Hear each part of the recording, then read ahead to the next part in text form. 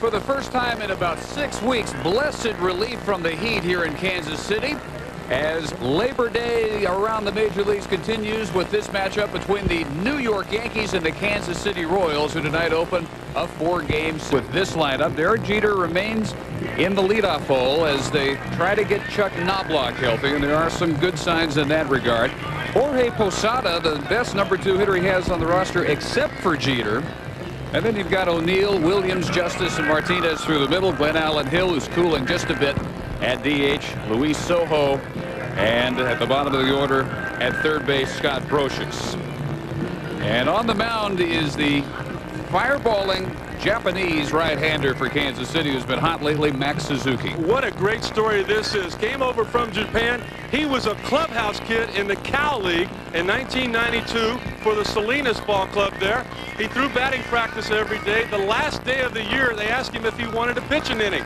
He said, I'm a little bit nervous, but... Scored on in the first inning of his last 11 starts, but he starts with a 5-pitch walk to put Derek Jeter aboard. Tony Muser in his 4th season at the helm of the Kansas City Royals.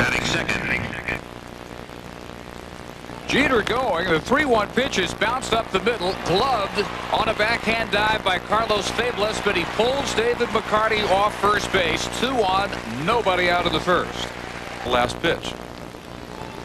So ahead at last at 1-2. He rolls this one to Fables, second for 1. The relay by Ray Sanchez for the double play. Alan Watson put him on waivers. Kansas City picked him up, and he works through a troublesome first inning. He walks Jeter, allows the infield hit to Posada. O'Neill with the double play, Williams with the strikeout, and the Royals coming to bat. He's blown in today.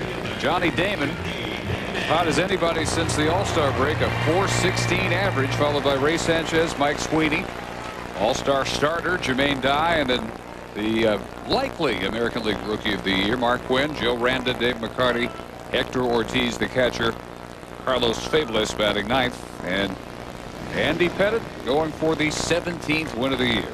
So Torrey said his last start, it was criminal that he did not only get the win, which would have been his 17th and his 8th straight, but it was a criminal act that he got the loss. Left with the bases loaded, a 3-1 lead. Edgar Martinez hit a grand slam homer. 92 hits in that span. A little blooper to left field. David Justice is there and has the first out. Excellent glove. Bounces this one just fair on the right side. Tino Martinez unassisted for out number 2. Like that one, for instance. Bouncer up the middle is through for a base hit. It's actually not a bad philosophy for any hitter. Young team starts to develop. Jermaine Dye leaps all over the first pitch he sees, and it's a 2-hopper against the left field wall. Sweeney around third. The relay to Posada, who's got the plate blocked, and Sweeney dead to rights.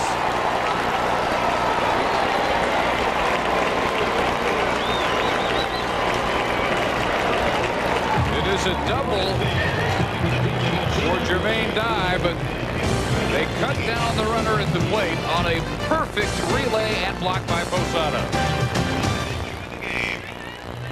Innings gave up only 2 runs, and he won his 3rd straight decision. McCarty will handle the roller by himself.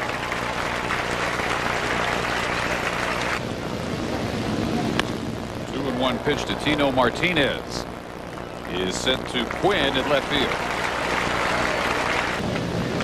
Much of that is body fat. Suzuki with his 2nd strikeout. He has ended each of the first 2 innings with K's. He got Williams in the first, and down goes Hill here. And 7 outfield assists in just 62 games. Hit pretty well, but O'Neill drifts back and has it for out number 1. Then Tony Muser's seen 80+ last 2 years from Randa, but he is the first strikeout victim caught looking by Pettitte. Batting 7th. And he sends a chopper, which stays fair for Brocious. Martinez with the stretch to complete a 1-2-3 second inning. And in Kansas City, we remain 0-0. The 3rd inning, 0-0. Luis Sojo It's the first pitch of the third inning from Max Suzuki. It grounds out to Fabulous. Suzuki's first strikeout victim to end the first. Brocious. Little roller handled by Ray Sanchez. 2 quick outs in the third. It's ahead of him here.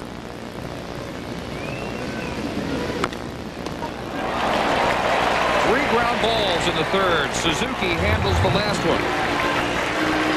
8 in a row retired. 0-0 in Kansas City. He has not done badly at all. 379 in his duty since coming up, and he sends that one to right field, but it hangs up there for O'Neill. The last couple of years. 3-2 pitch bounced on the right side to Soho. I think the last time I remember Mr. Steinbrenner really getting on a player was. Here's my owner questioning my motives, whether I really want to play or not.